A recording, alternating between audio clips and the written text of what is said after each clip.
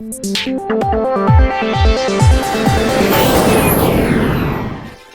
new trade agreement between the US and UK has lifted tariffs on Rolls-Royce engines in a move that is set to benefit both countries' aerospace sectors. US Commerce Secretary Howard Lutnick said that the new deal includes a carve-out for Rolls-Royce parts exported to the US.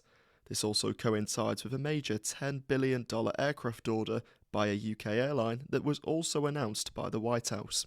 One day after this trade deal was announced, British Airways' parent company IAG said it had purchased 32 new Boeing 787 jets. This is alongside 21 Airbus planes for the group's other airlines.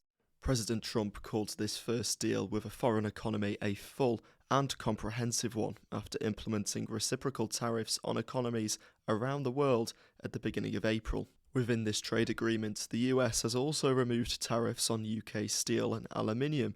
However, a 10% baseline tariff on imports remains in place. Following IAG's order of 53 long-haul jets from Airbus and Boeing, the company also reported a strong start to the year, posting a profit of €176 million for the first quarter.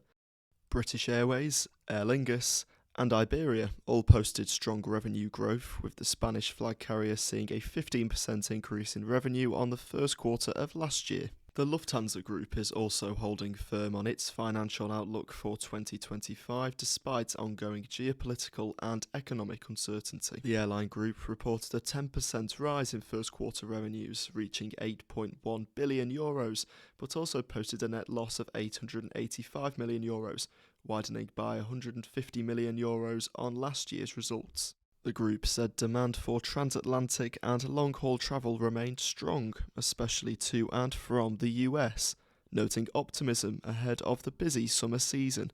Staying in Europe, and Air France-KLM reported a €7.2 billion revenue for the first quarter, a 7.7% rise on results from the same period of 2024. Noting strong performance in premium cabins across long-haul routes. Benjamin Smith, CEO of the Franco-Dutch airline group, says demand is currently resilient, despite economy bookings on transatlantic routes remaining soft. Air France-KLM says summer bookings and improved cash flow are keeping it on course for the remainder of the year. Newark's Liberty International Airport is facing significant disruptions due to ongoing technical issues and staffing shortages. The Federal Aviation Administration has reported recent radar and communications outages at the airport, including a 90-second air traffic control radar failure. US Transportation Secretary Sean Duffy has announced plans to reduce flight operations at the airport over the coming weeks to alleviate delays and cancellations. United Airlines, Newark's largest carrier, has already cut 35 round-trip flights per day and expects reductions to continue through the summer period. Apollo PK Air Management has launched its first aviation asset-backed securitization of 2025, raising nearly $729 million through its PKALIFT Loan Funding 6 deal. The transaction is backed by 114 loans tied to a global portfolio of aircraft and engines leased to 50 airlines, including Ethiopian Airlines and WestJet. The largest tranche, with a AAA rating, drew strong investor interest with a 2.15 times oversubscription. Proceeds will support financing across 71 narrow-body aircraft and other assets. BNP, Mizuho and RBC led the deal, with Apollo Global Securities also in the syndicate. India has reopened 32 airports that were shut during conflict with neighbouring Pakistan. Air travel in the region had faced ongoing disruption following a number of airstrikes and the reported downing of 5 Indian military jets by Pakistan's military.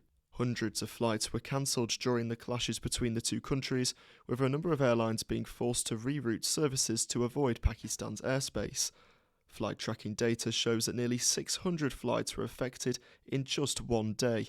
Pakistan's airport authority has now fully reopened its airspace, with Indian Airlines stating that they will progressively commence operations on previously closed routes.